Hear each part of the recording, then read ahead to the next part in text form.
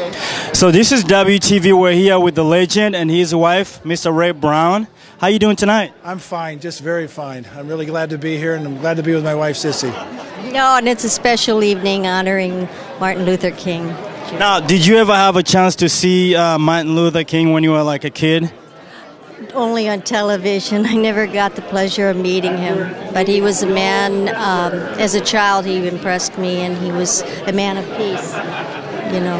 I just think it's, incredible where we're at now in the world. I mean, now we have a black president. It's fantastic. It's amazing. It's just amazing. Now, let's talk about your movies. You were known as the action hero. Like, your era is called the golden era. You did Strike Commando, which every young kid likes. You killed a lot of people in '87 in that movie. Tell me a little bit about that movie. It's just so easy, but too much you need to even.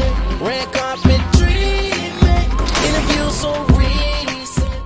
Well, we were over there, and it was in the Philippines, of course. And one of the guys that was on the film was his name was Luciano Pagozzi. Okay, and he was one of the guys that helped with the film.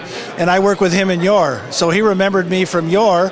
And then I ended up going with Bruno Mattei on this film. It was a lot of fun doing this thing, and I mean, the stunts and stuff that you see in the movie with the Philippine stuntmen, they don't use pads, they don't use anything. They just fall out of trees, fall on the boat's deck. Some of the stuff is really funny. A good story about that I think is really, really funny is at the end of the movie when I blow that boat up. Okay, what happened originally is that they had 4 or 5 different cameras and they're all rolling, and the director says, roll it, okay? Well, we had one boat, and what happened is they blew the boat up before they actually got on film. So we had to get a canoe. We had to get a smaller one later on for that. It was a lot of fun. We had a good time over there. Let's talk about Captain America. Now, that's everybody's fantasy. So tell me a little bit what's going on with Captain America. Well, Captain America happened when I was under contract at Universal, okay? And that was very close to when I first met my wife, okay? And we got into that, and I met with the producer, and he said, you look like a good Captain America, and then I ended up doing it. And it was fun. We had Stan Lee, and we had all that stuff there, and it was fun playing a superhero. I'd ride around on my motorcycle to Universal Studios. That was fun, and wave at people, hi, how are you?